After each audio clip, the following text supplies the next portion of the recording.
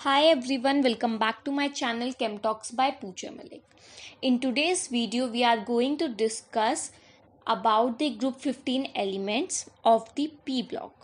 सो P block की अगर हम बात करें उसमें ग्रुप 13 से ग्रुप 18 एलिमेंट्स आते हैं एंड ग्रुप 13 के इम्पॉर्टेंट क्वेश्चंस मैंने वीडियो के थ्रू आपसे डिस्कस किए हैं एंड ग्रुप 14 के भी इम्पॉर्टेंट क्वेश्चंस की वीडियो आपको डिस्क्रिप्शन लिंक में मिल जाएगी। सो वहाँ से आप उसके इम्पॉर्टेंट क्वेश्चंस कर सकते हैं। आज की वीडियो में हम ग्रुप 15 के सभी एलिमेंट्स के और उनके कंपाउंड्स के बारे में डिटेल में पढ़ेंगे। ग्रुप 15 के जो जनरल कैरेक्टरिस्टिक्स होती हैं वो मैं आपके साथ पहले ही डिस्कस कर चुकी हूँ। लाइक उनके रेडियाई का क्या ट्रेंड होता है, मेल्टिंग बॉइलिंग पॉइंट कैसे वेरी करता है, आयनाइजेशन एनर्जी कैसे वेरी करती है, क्या ऑक्सीडेशन स्टेट से शो करते हैं, कैसे कैटिनेशन शो करते हैं, and all these characteristics we have already discussed. So particularly today we are going to discuss compounds of these elements like their hydrides, oxides, halides. इनके बारे में हम डिटेल में स्टडी करेंगे। So kindly watch the video and subscribe to my channel। और अगर आपको video अच्छा लगता है, यूजफुल लगता है, then please give it a like. So let's start with the first type of compounds, that is hydrides. बच्चों जो ग्रुप 15 के एलिमेंट्स होते हैं यानी कि nitrogen, phosphorus, arsenic, antimony, bismuth, ये सभी ट्राई हाइड्राइड्स बनाते हैं और उनका जनरल फॉर्मूला होता है MH3 यानी कि NH3 बनेगा अमोनिया, PH3 बनेगा फॉस्फीन, ASH3 बनेगा आर्सिन। इस तरह से सारे इसके ट्राई हाइड्राइड्स एग्जिस्ट करते हैं। इन ट्राई हाइड्राइड्स के अलावा कुछ और हाइड्राइड्स भी ये फॉर्म करते हैं like N2H4 hydrazine, P2H4 डाइफॉस्फीन, HN3 hydrazoic acid. But ये फिर भी इतने ज़्यादा स्टडी नहीं होते। सबसे जो ज़्यादा कॉमन है और जो सब एलिमेंट्स बनाते हैं ग्रुप 15 के, दोज आर MH3 हाइड्राइड्स। इसमें अगर हम समझे कि कैसे बनते हैं, क्या इनका स्ट्रक्चर और शेप होती है, तो बच्चों उसके लिए हमें ये देखना होगा कि जैसे अमोनिया का मॉलिक्यूल है NH3 है ना, तो जो इसमें नाइट्रोजन है उसके पास एक लोन पेयर प्रेजेंट है और 3 बॉन्ड पेयर प्रेजेंट है। तो जो 3 बॉन्ड पेयर है वो हाइड्रोजन के साथ बना रहा है और उस पर जो बाकी 2 इलेक्ट्रॉन थे, क्योंकि नाइट्रोजन के वैलेंस शेल में 5 इलेक्ट्रॉन्स होंगे तो 3 तो बॉन्डिंग में इंक्लूड हो गए, बाकी 2 बच्चे एज लोन पेयर एग्जिस्ट करते हैं। सो ये इसका स्ट्रक्चर होता है पिरामिडल।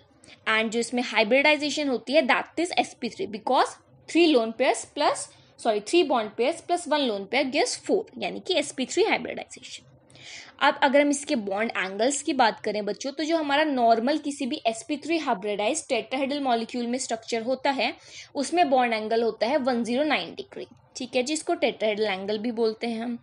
अब नाइट्रोजन में क्या होता है, एग्जैक्टली ये एंगल नहीं शो रहा है यहाँ पे अमोनिया में, बट उससे कम शो होता है, 107 डिग्री एंगल शो होता है। तो अब हमें यही समझना है कि भाई अमोनिया में ऐसा क्या हुआ कि एंगल डिक्रीज हो गया। तो बच्चों उसका रीजन है हम कंपैरिजन से देखेंगे। लाइक CH4 है, एक टेट्राहेड्रल मॉलिक्यूल है, बट कार्बन के ऊपर कोई लोन पेयर नहीं है, चारों बॉन्ड पेयर है, तो वहां रिपल्शन सेम है, तो एंगल 109 डिग्री पे रहता है। बट अमोनिया में नाइट्रोजन पर एक लोन पेयर आ गया and we know that lone pair bond pair repulsion are always greater than the bond pair repulsion. So यहाँ पे क्योंकि बॉन्ड पेयर और लोन पेयर के बीच में रिपल्शन होता है, उसी की वजह से क्या होगा कि ये जो बॉन्ड एंगल्स है थोड़े से डिक्रीज हो जाएंगे, यानी कि जो लोन पेयर है वो उनको धक्का देके थोड़ा सा सप्रेस कर देगा। तो एंगल 109 डिग्री 28 से कितना हो गया, 107 डिग्री, ठीक है जी। ये हमारा बॉन्ड एंगल का ट्रेंड हो गया। अब इसी बॉन्ड एंगल को अगर हम डाउन द ग्रुप कंपैरिजन करें कि भाई अमोनिया में 107 डिग्री है तो फॉस्फीन में कितना है, आर्सिन में कितना है, तो बच्चों जैसे हम डाउन द ग्रुप जाते हैं ना, अमोनिया में तो 107 डिग्री है, बाकी सब में डिक्रीज होता रहता है, ठीक है। जैसे फॉस्फीन में 94 डिग्री होता है, आर्सिन में 92 डिग्री होता है। अब इसका रीजन क्या है, इनमें बॉन्ड एंगल डिक्रीज की हुआ, ऐसी क्या सिचुएशन क्रिएट हुई।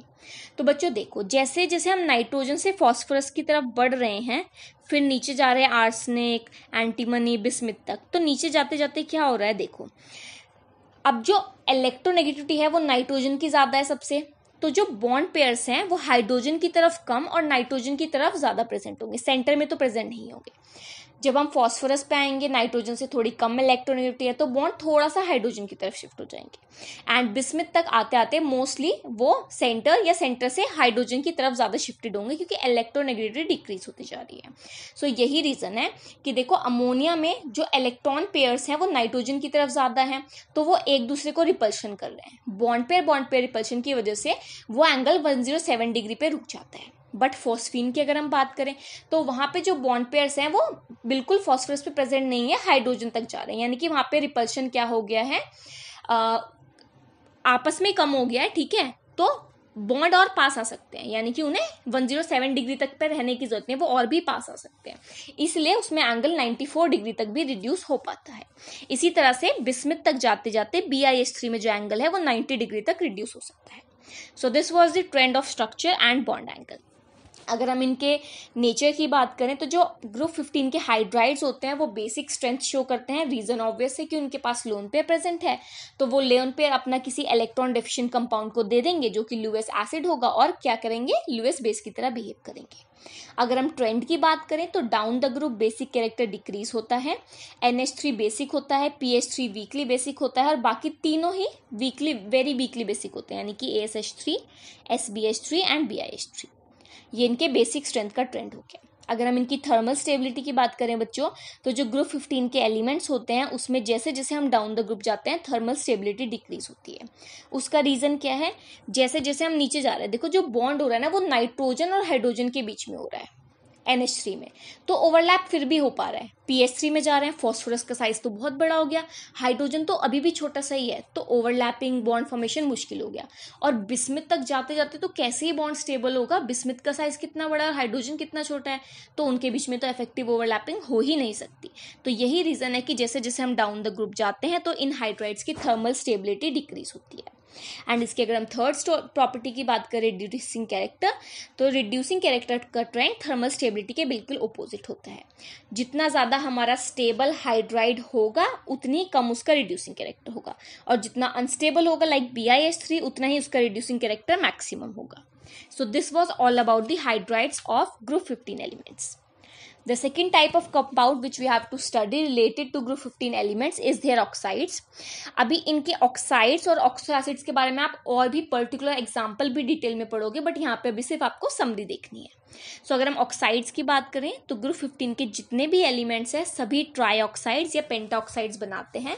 जनरल फॉर्मूला या तो M2O3 या फिर M2O5 आपको देखने को मिलेगा। अगर कंपैरिजन करें पांचों एलिमेंट में तो जो नाइट्रोजन होता है वो सबसे ज्यादा टाइप ऑफ ऑक्साइड्स बनाता है, जिसमें ऑक्सीडेशन स्टेट्स भी +1 से +6 तक वेरी करते हैं। उसके बहुत सारे एग्जांपल अभी हम आगे पढ़ेंगे। For example N2O, NO, N2O3, NO2, इसमें वेरिएबल ऑक्सीडेशन स्टेट्स आपको शो हो रही है। अब नाइट्रोजन तो बहुत सारे ऑक्सीडेशन स्टेट शो कर पा रहा है, वेराइटी ऑफ ऑक्साइड्स बना पा रहा है। उसका रीजन यही है बच्चों कि नाइट्रोजन जब ऑक्सीजन के साथ ओवरलैप करता है तो पी मल्टीपल बॉन्डिंग इजीली हो पाता है, जबकि जब हम डाउन द ग्रुप जाएंगे तो फॉस्फोरस, आर्सेनिक, एंटीमनी इनके साथ पी मल्टीपल बॉन्डिंग नहीं हो पाती है, इसलिए इनके ऑक्साइड ज्यादा नहीं मिलते हैं, काफी कम मिलते हैं। सो इनके कुछ पर्टिकुलर ऑक्साइड है लाइक फॉस्फोरस के P4O6, P4O7, P4O10, आर्सेनिक के S4O6, AS4O10, एंटीमनी के SB4O6, SB4O10 एंड बिस्मिथ का Bi2O3। सो ये इसके कॉमन ऑक्साइड्स हैं जो मिलते हैं। अगर इसके ऑक्सो एसिड्स की बात करें, जो थर्ड टाइप ऑफ कंपाउंड्स हमें पढ़ना है, 2000 ऑक्सो एसिड्स। ऑक्सो एसिड्स हमें पता है क्या होंगे, जिनके अंदर वो एलिमेंट प्रेजेंट होगा और साथ में हाइड्रोजन एंड ऑक्सीजन यहाँ पे प्रेजेंट है। सो नाइट्रोजन ऑक्सो एसिड्स भी बहुत सारे बनाता है, for example H2N2O2, HNO2, HNO3। Phosphorus भी ऑक्सो एसिड्स बनाता है like H3PO4, HPO3, H4P2O7, H3PO3। जबकि आर्सेनिक सिर्फ 2 ऑक्सो एसिड्स बनाता है, H3SO3 एंड H3SO4। ठीक है जी। एंड अगर बिस्मिथ की बात करें तो ये एक बनाता है HBiO3 ऑक्सो एसिड, और जो हमारे पास एंटीमनी है वो सिर्फ एक बनाता है H2SbO3। सो इसके कॉमन ऑक्सो एसिड्स हैं सारे ही कंपाउंड्स के। अगर हम देखें इनकी प्रिपरेशन की बात करें तो जो आर्सेनिक है, एंटीमनी है, बिस्मिथ है, उनके ऑक्सो एसिड्स को हम यहाँ पे थोड़ा सा बता देंगे। बाकी दोनों के ऑक्सो एसिड्स को यानी कि नाइट्रोजन और फॉस्फोरस के ऑक्सो एसिड्स को अभी हम डिटेल में भी डिस्कस करेंगे। सो अगर हम बात करें आर्सेनिक के ऑक्सो एसिड की H3S4, तो उसको हम इजीली प्रिपेयर कर सकते हैं आर्सेनिक मेटल का रिएक्शन करा के विद कंसंट्रेटेड HNO3, तो इसके व्हाइट कलर के क्रिस्टल्स आपको मिल जाते हैं।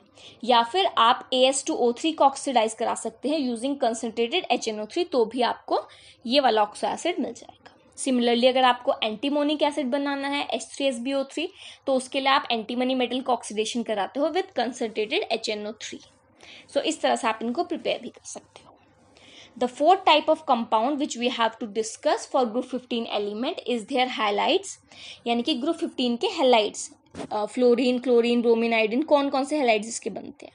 तो ग्रुप 15 के सारे ही एलिमेंट्स हाइलाइड्स बनाते हैं एंड इसमें जो कॉमन टाइप होता है हाइलाइड्स का दैट इज MX3, यानी कि ट्राई हाइलाइड्स बनाते हैं, और साथ ही पेंटा हाइलाइड्स यानी कि MX5 फॉर्मूले के हाइलाइड्स बनते हैं. तो दो इसमें कॉमन हाइलाइड्स हो गए, MX3 और MX5 टाइप. अब देखो ग्रुप 15 के जितने भी एलिमेंट है सब MX3 हाइलाइड बनाते हैं, बट MX5 यानी कि पेंटा हाइलाइड बाकी सब तो बना पाते हैं बट नाइट्रोजन नहीं बना पाता. इसका रीजन बहुत ऑब्वियस है, क्योंकि हमें पता है नाइट्रोजन में वेकेंट डी ऑर्बिटल्स तो होते नहीं है एंड इनको अपना शेल एक्सपैंड करने के लिए, ऑक्टेट एक्सपैंड करने के लिए डी ऑर्बिटल्स की जरूरत होती है, तभी पेंटाहेलाइड बन सकता है. क्योंकि नाइट्रोजन में वो डी ऑर्बिटल है ही नहीं तो वो पेंटाहेलाइड भी नहीं बना पाता. सो this is the explanation. Similarly अगर हम बिस्मिथ की बात करें तो बिस्मिथ भी बच्चों +5 कंपाउंड से ज़्यादा +3 में स्टेबल होता है, क्योंकि ऑब्वियसली उसकी ऑक्सीडेशन स्टेट भी क्या होती है, +3 स्टेबल होती है डाउन द ग्रुप. ये ट्रेंड हमने कैरेक्टरिस्टिक्स में पढ़ा भी है. अब इनके ट्राइहेलाइड्स और पेंटालाइड्स के एग्जाम्पल देख लेते हैं. फॉर एग्जाम्पल अगर हम ट्राइहेलाइड्स की बात करें तो इसके मोस्टली ट्राइहेलाइड्स ऑब्वियसली पिरामिडल स्ट्रक्चर होगा, सेंट्रल मेटल होगा हमारा एलिमेंट, और उस पर क्या होगा, एक लोन पेयर प्रेजेंट होगा और 3 बॉन्ड पेयर होंगे किसके साथ, हेलाइड्स के साथ. तो पिरामिडल स्ट्रक्चर हो गया, एक लोन पेयर हो गया और sp3 हाइब्रिडाइजेशन हो गई. ऑब्वियसली जो इनका कैरेक्टर है वो कोवलेंट इन नेचर होता है, बस BiF3 एक ऐसा ट्राइहेलाइड है जो आयनिक नेचर शो करता है, अदरवाइज सबका ही कोवलेंट नेचर होता है.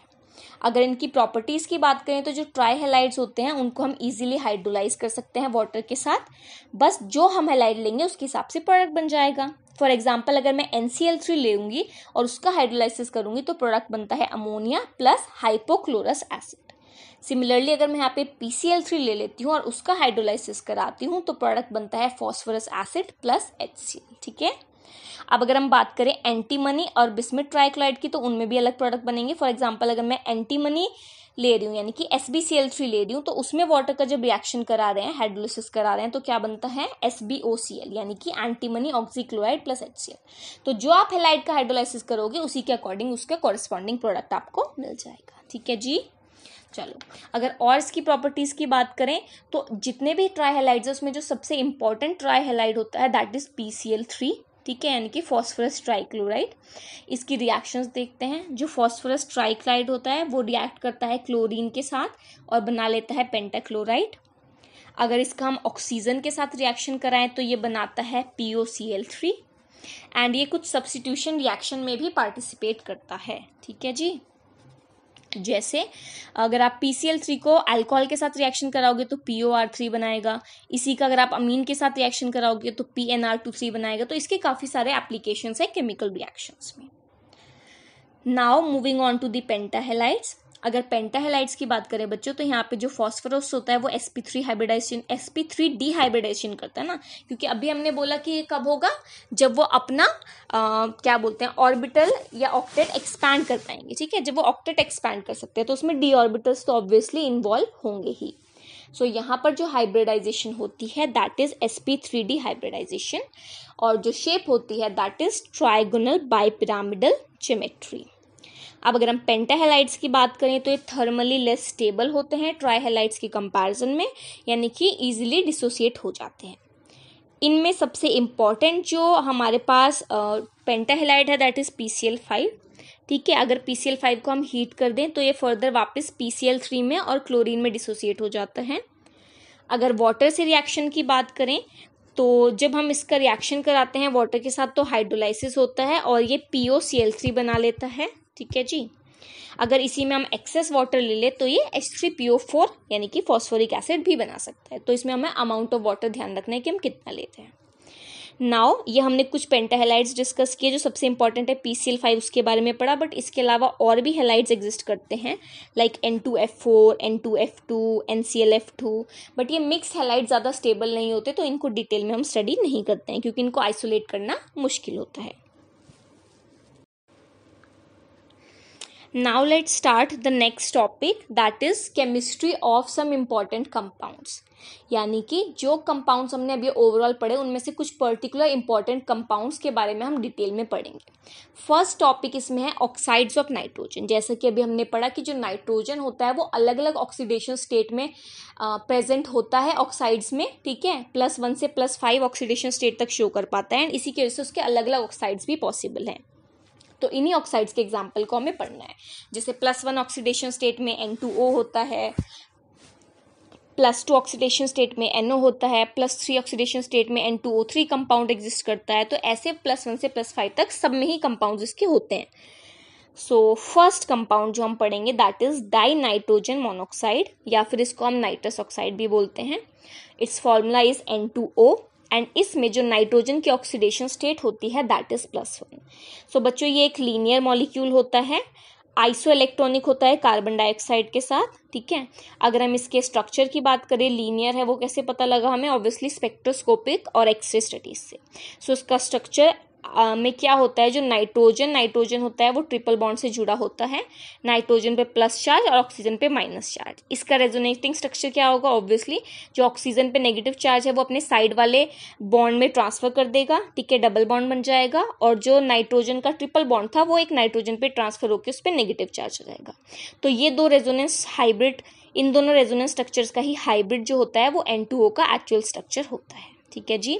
अगर इसकी प्रॉपर्टीज की बात करें तो बच्चों इसको लाफिंग गैस भी बोला जाता है. आपने इसके बारे में सुना भी होगा कि अगर हम इसको माइल्ड क्वांटिटी में कंज्यूम कर लें, इनहेल कर लें, तो हमें हंसी आने लगती है, ठीक है, इसलिए इसको हम लाफिंग गैस बोलते हैं. ये फर्स्ट कंपाउंड हो गया N2O जिसमें +1 ऑक्सीडेशन स्टेट थी.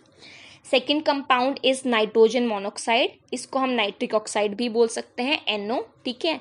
इसमें जो ऑक्सीडेशन स्टेट होता है दैट इज +2. अगर हम नाइट्रिक ऑक्साइड की बात करें तो NO 5 इलेक्ट्रॉन नाइट्रोजन के और 6 इलेक्ट्रॉन ऑक्सीजन के, तो इसमें 11 वैलेंस इलेक्ट्रॉन होते हैं. सो ऑब्वियसली सारे बॉन्ड पेयर्स की फॉर्म में प्रेजेंट नहीं होते, यहाँ पे एक अनपेयर प्रेजेंट होगा ही होगा. सो इसीलिए जो इसका नेचर होता है पैरामैग्नेटिक होता है एंड इसमें एक ऑड इलेक्ट्रॉन प्रेजेंट होता है. बट लिक्विड और सॉलिड स्टेट में क्या करता है, ये मॉलिक्यूल डाइमर बना लेता है एंड इसीलिए वहां पे ये पैरामैग्नेटिक की जगह डायमैग्नेटिक नेचर भी शो कर पाता है. अगर इसके स्ट्रक्चर की बात करें तो ये भी रेजोनेंस हाइब्रिड होता है.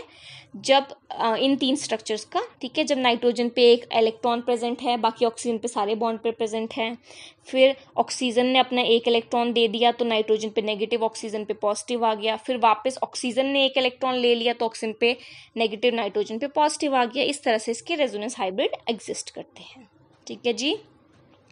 बट इसके स्ट्रक्चर, जो ये रेजोनेंस स्ट्रक्चर है वो तो इन्होंने बना दिया, बट ये उसका बॉन्ड जो था ना उसको जस्टिफाई नहीं कर पाया. जो कि इसकी बॉन्ड लेंथ आ रही थी वो डबल और ट्रिपल बॉन्ड के बीच में आ रही थी.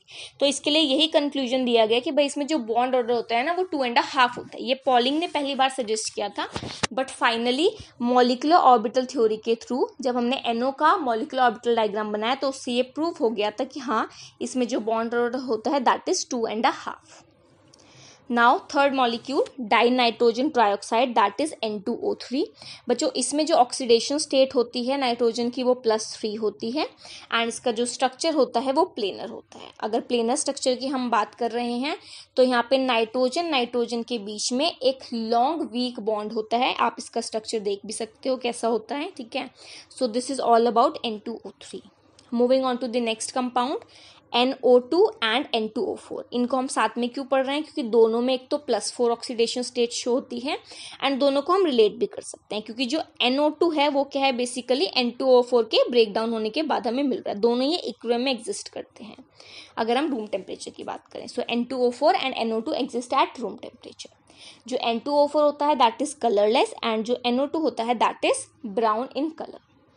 अगर हम इनकी इंडिविजुअल प्रॉपर्टीज की बात करें तो जो NO2 होता है बच्चों वो क्या होता है, उसमें आप स्ट्रक्चर देख सकते हो इसका कैसा है. उसमें नाइट्रोजन पे एक तो सिंगल इलेक्ट्रॉन प्रेजेंट होगा, जैसे हमने भी डिस्कस भी किया था, ठीक है, कि इसमें भी एक अनशेयर्ड इलेक्ट्रॉन प्रेजेंट होगा. सो उसके अलावा ये एक ऑक्सीजन के साथ डबल बॉन्ड बनाता है और एक ऑक्सीजन के साथ कोऑर्डिनेट बॉन्ड बनाता है. तो इसमें जो बॉन्ड एंगल होता है दैट इज 134 डिग्री और नाइट्रोजन पर एक अनशेयर्ड इलेक्ट्रॉन प्रेजेंट होगा, ठीक है जी. और ये डाइमराइज भी कर पाता है तो इसके डाइमर भी एग्जिस्ट करते हैं. अगर हम नेक्स्ट की बात करें N2O4 की, तो ये क्या है, ऑब्वियसली NO2 का डाइमर ही है। इसका प्लेनर स्ट्रक्चर होता है, ठीक है, और इसमें जो नाइट्रोजन नाइट्रोजन बॉन्ड होता है वो काफ़ी लंबा और वीक होता है, ठीक है, as compare to normal nitrogen nitrogen bond.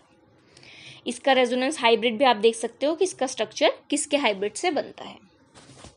Now moving on to the fifth compound, dinitrogen pentoxide. बच्चों इसमें नाइट्रोजन की ऑक्सीडेशन स्टेट +5 होती है एंड ये भी सॉलिड और गैशियस स्टेट में as it is same exist नहीं करता, ठीक है।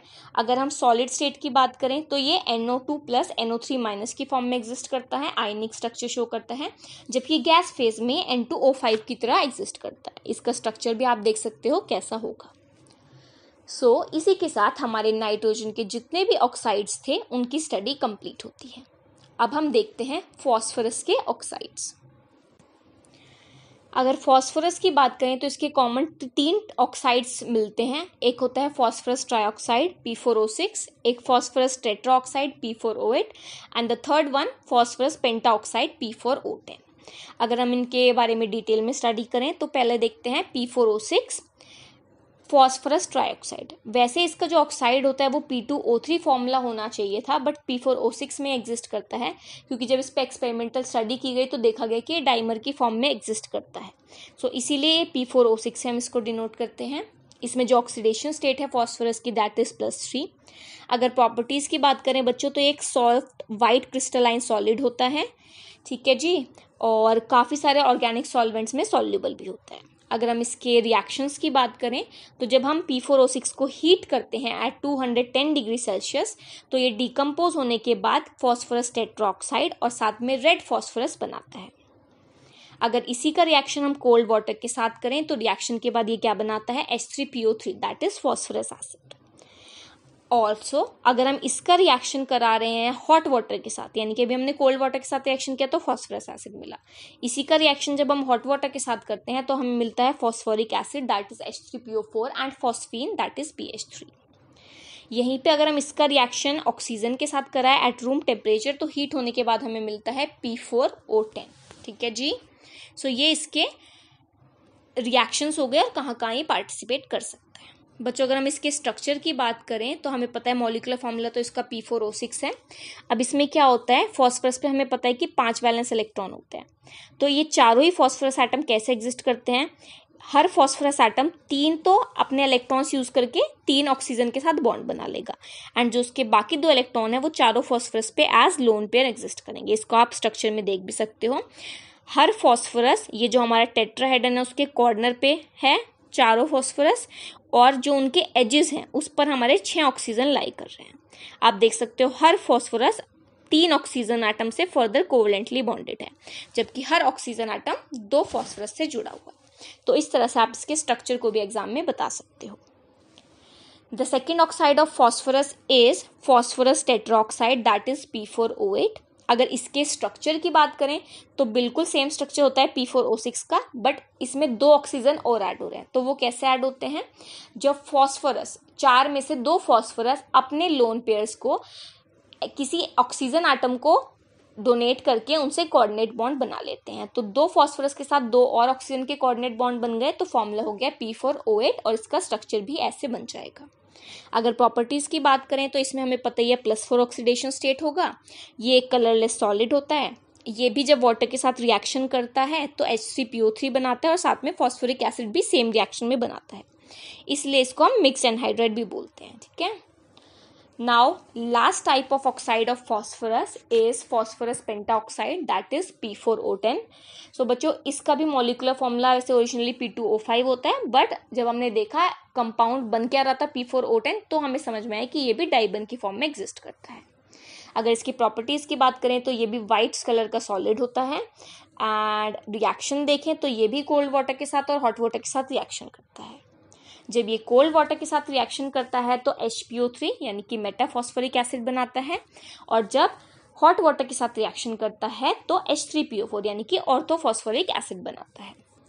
नाउ इसको हम डिहाइड्रेटिंग एजेंट भी बोलते हैं, तो ये तो आपका प्रॉपर्टी में आ जाएगा। फॉर एग्जाम्पल मतलब बहुत सारे ऐसे इनऑर्गेनिक कंपाउंड्स होते हैं जिनमें से अगर हमें वाटर रिमूवल कराना है तो हम P4O10 को यूज़ कर सकते हैं।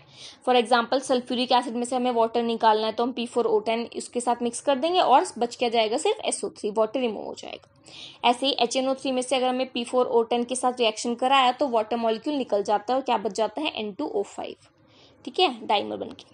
सो इस तरह से आप इसकी प्रॉपर्टीज़ देख सकते हो। अगर इसके स्ट्रक्चर की बात करें बच्चों तो इसका स्ट्रक्चर भी ज़्यादा डिफरेंट नहीं है क्योंकि फॉर्मूला P4O10 है तो P4O6 जैसे ही होता है जो इसका बेसिक स्ट्रक्चर है। बस जो चारों फॉस्फोरस के पास लोन पेयर प्रेजेंट थे ना, वो चारों के चारों फॉस्फोरस 4 अलग ऑक्सीजन एटम्स के साथ कोऑर्डिनेट बॉन्ड बना लेते हैं अपना लोन पेयर डोनेट करके। Thus it's formula P4O10 and structure आप देख सकते हो। सो इसी के साथ आज की वीडियो के हमारे बेसिक टॉपिक कवर हो गए कि अलग अलग कंपाउंड्स कौन कौन से होते हैं ग्रुप 15 एलिमेंट्स के, एंड उसमें से फर्दर हमने 2 को डिटेल में पढ़ा, नाइट्रोजन के ऑक्साइड्स और फॉस्फोरस के ऑक्साइड्स। बच्चों नेक्स्ट वीडियो में हम इसी टॉपिक को कंटिन्यू करेंगे और नाइट्रोजन के ऑक्सो एसिड्स और फॉस्फोरस के ऑक्सो एसिड्स को डिस्कस करेंगे, and with that your group 15 elements will be completed. So इसके सेकंड पार्ट का वेट कीजिए, उसके साथ आपका ग्रुप 15 एलिमेंट्स कंप्लीट हो जाएगा। अगर किसी भी पॉइंट में कोई डाउट है तो आप प्लीज़ कमेंट सेक्शन में मेंशन कर सकते हो, एंड अगर वीडियो अच्छा लगा हो तो प्लीज़ लाइक कीजिए और कमेंट सेक्शन में मेंशन कीजिए। Thank you.